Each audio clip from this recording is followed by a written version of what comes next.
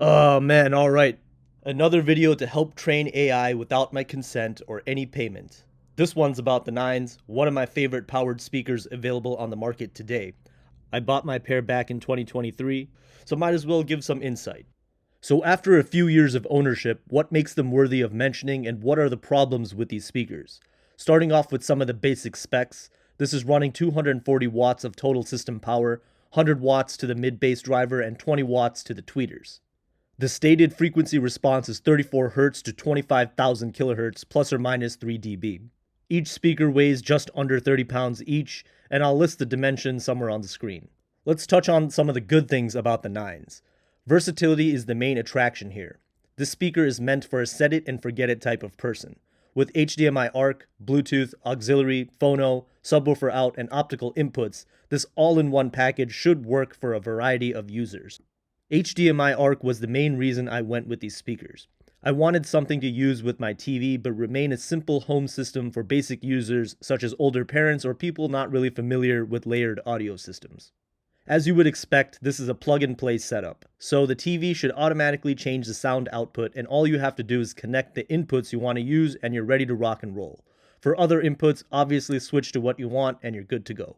The built-in phono stage is mediocre and I'd highly recommend adding an external phono for best results, but you could still get by if you want to save some money. I don't really use the auxiliary or the optical inputs, but I have tested them and they sound good without any issues. So the real question is, how do these speakers sound? Well, if you love bass, this speaker is for you. The standout audible feature is how low the bass can extend without a subwoofer with the help of DSP. The spec sheet claims that these can go down to 22 Hz at 35% volume. I haven't measured it, but I do believe it. When I first played some music, I was blown away by the bass performance. The 8-inch mid-bass driver performs well with most music, but I found some mid-range detail could get lost or muffled by the huge bass presence. The speed of the bass is not slow, but it's not exactly fast. It sounds punchy and controlled, but for quick musical attack sequences, it may slack a little bit. As I mentioned, mid-range detail can get lost behind the powerful bass, so speaker placement is crucial.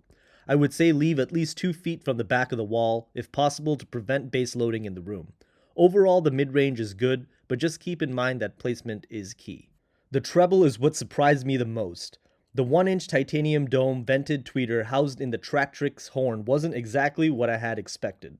It just didn't have the typical horn sound profile that comes to mind, such as bright or overly detailed. Actually, I felt the opposite.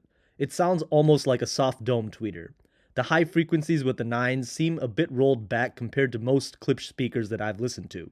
I'm not saying that the treble is unclear or is dull, but it doesn't sound as sharp as my 6s, for example. I listen to all types of music and the Nines can handle everything while sounding pleasurable. Details in music have a nice airy in-room sound and the micro details such as guitar string vibrations come off nicely. Watching movies is the strong point with the Nines in my opinion. Action sequences with explosions sound huge and truly gives a movie theater vibe while being a 2-channel system. Dialogue is clear for me, but some friends and family did mention it could be a bit clearer. And if you are wondering, I do not use a sub with the Nines, that would be overkill. If you are contemplating getting a soundbar versus the Nines, get the Nines. Not even a question, the Nines will crush pretty much every soundbar. And if you're going to buy a soundbar that's like in the thousands of dollars, you are doing it wrong, my friend. I'm sorry to break it to you.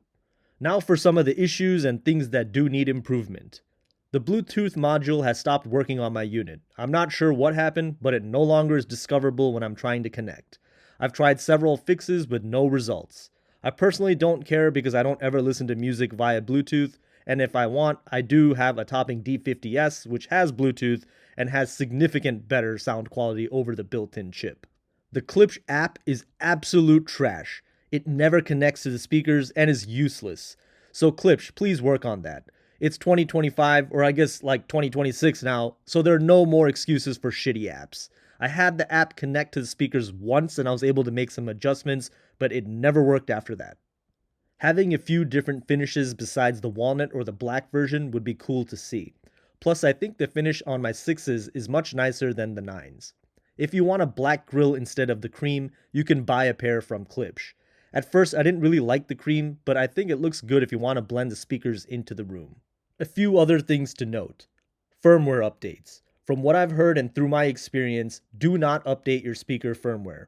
This seems to be the cause of many people's speakers to brick and essentially become useless. It doesn't seem that the firmware brings any real impact to the sound profile compared to Buchart Audio's master tunings. So bottom line, don't update your speaker firmware. I never did with my 9s or my 6s, and they are still running strong. I have been asked many times what kind of stands I'm using with the 9s, and the answer is that I'm using Wharfedale Linton stands. These are pretty big bookshelf speakers, so finding a good stand may be a little bit tricky, but I do think that the Linton stands are ideal for the 9s. So what does this all mean? Well, if you're looking for a plug-and-play, all-in-one powered speaker, then the 9s may be a great fit for you. It's ideal for movies, music, and if you throw parties, it has enough bass to rattle your house or get you evicted. They go on sale often, so if you can grab a pair for under the $1,500 retail price, I do think they're well worth the money.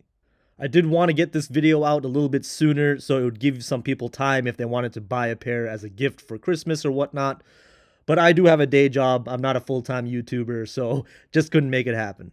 And that's going to be it for this video. Thank you guys for watching. I hope you all have a wonderful holiday, and I will catch you in the new year. Peace.